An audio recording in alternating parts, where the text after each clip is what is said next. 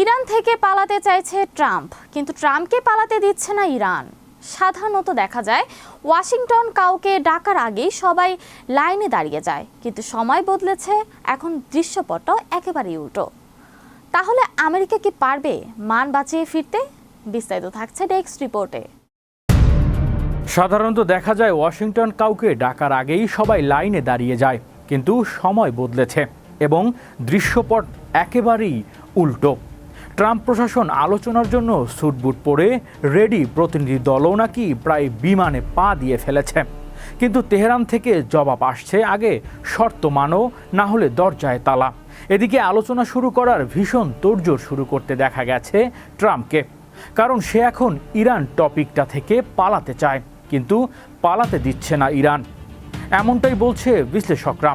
এদিকে বিশ্বের তথাকথিত মোড়ল আমেরিকা, অন্যদিকে একরোখা ইরান। আর এই একরোখা ইরানকে মানাতে বড় বড় সব শর্ত ঘুরিয়ে পেঁচিয়ে মানতে বাধ্য হচ্ছে মোড়ল ট্রাম্প। সম্প্রতি পৃথিবীর সবচাইতে শক্তিশালী দেশ আমেরিকার প্রেসিডেন্ট প্রকাশ্যে ঘোষণা করেছে, আমরা আলোচনা করতে রওনা দিচ্ছি, আমাদের প্রতিনিধি দলও রওনা দিচ্ছে। কিন্তু এদিকে ইরান তাদের দুটি দাবিতে অনড়। দেশটি যুক্তরাষ্ট্রের সঙ্গে আলোচনাকে যুদ্ধক্ষেত্রের ধারাবাহিকতা হিসেবেই দেখছে এবং লেবাননে যুদ্ধবিরতি ও জব্দ সম্পদ মুক্তির দাবিতে অনড় তারা। ট্রাম্পের মতো একজন ডিল মেকার যখন আগ বাড়িয়ে প্রতিনিধি পাঠানোর কথা বলে, তখন প্রশ্ন জাগে, এটা কি শক্তির পরিচয়, নাকি ভেতরে ভেতরে ক্ষয়ে যাওয়া আত্মবিশ্বাসের লক্ষণ? ইরান যদি এই যুদ্ধে এগিয়ে না থাকে, তাহলে ট্রাম্প কেন আলোচনা করতে চাইছে, কেন আগ বাড়িয়ে নিজের প্রতিনিধি দলের রওনা হবার কথা বলছে? আবার এই আলোচনাটা যেন হয় এবং ইরান ইস্যুতে যেন থেমে না যায়, সেজন্য ট্রাম্প চেষ্টা কমতি রাখছে না। যে করেই হোক আলোচনার টেবিলে তারা ইরানকে চাই। তাই তো প্রথমে ট্রাম্প আলোচনার জন্য পাঠাচ্ছিলেন স্টিফেন উইকফট এবং জ্যারেড কুশনারকে।